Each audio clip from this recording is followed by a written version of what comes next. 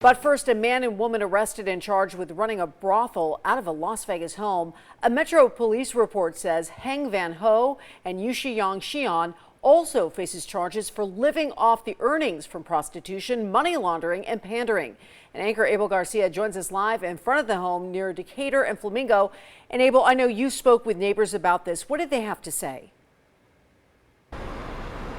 Yeah, most certainly, Trish. I mean, when you take a look at this home, you wouldn't really think much of it, but these neighbors that we're talking to are saying they would have never expected something like this to happen right here. Now, of course, they see that many cars come and go throughout this area, but they never would have thought a brothel would just be a few doors down from their home.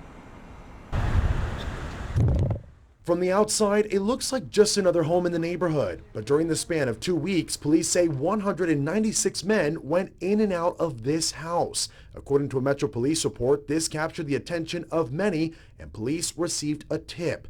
Detectives say the home near Decatur and Flamingo was being used as an illegal brothel. This is Las Vegas, so it's hard to be surprised on some of these things that happen around here in town. 2 adults, 1 man and 1 woman were arrested on August 17th. They face charges of running a brothel, pandering, living off the earnings of prostitution, and money laundering. Police say the 2 property owners lived at another home in the southwest part of town, but brought sex workers to this home.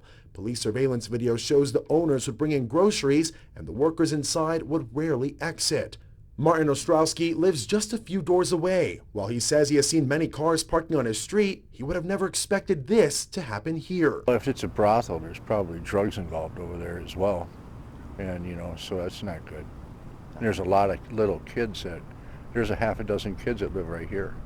Police say a patrol officer stopped a man leaving the home in a Ford pickup truck. The report says he was at 4705 Via San Rafael, where he paid an Asian female $200 for full service. The pickup driver said he responded to an ad on Craigslist. The new United States Attorney for the state of Nevada, Jason Frierson, says this is not what Nevada should be known for. I think that there are going to be opportunities for us to make it clear that Nevada is not a safe haven for sex trafficking.